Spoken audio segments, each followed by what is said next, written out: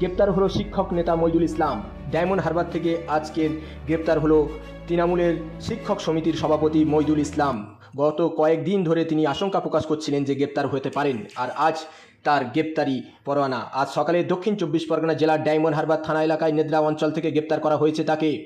তিনি পশ্চিম বাংলা তৃণমূলের শিক্ষক সংগঠনের সভাপতি অভিষেক বন্দ্যোপাধ্যায়ের ঘনিষ্ঠ বলে পরিচিত এই মইদুল ইসলাম। বারে বারে তাকে দেখা গিয়েছে কখনও সোনারপুরের ডিম ছোড়ার কেন্দ্র করে অভিষেক বন্দ্যোপাধ্যায়েরকে সাপোর্ট দিতে, সহযোগিতা করতে তিনি বরাবরই পাশে ছিলেন। এবারেও কিন্তু গতকাল দেখা গিয়েছিল মইদুল ইসলামকে লাল গেঞ্জি পরিধান করি এক যুবক।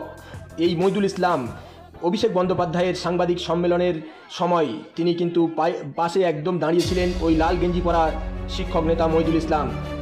আর আজ তার গ্রেপ্তারি পরোয়ানা, গ্রেপ্তারি হয়ে গেলেন।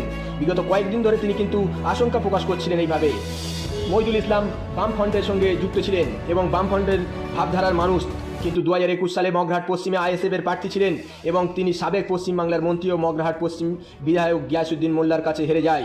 তারপর প্রচণ্ড চাপে এবং পুলিশের ঝামেলা থেকে মুক্তি পেতে ধরে অভিষেক ব্যানার্জির হাত ধরে তৃণমূল কংগ্রেসে যোগদান করতে দেখা যায়। যত দিন গড়িয়েছে তত কিন্তু তৃণমূলের আরও ঘনিষ্ঠ নেতা হয়ে দাঁড়িয়েছিলেন এই মইদুল ইসলাম।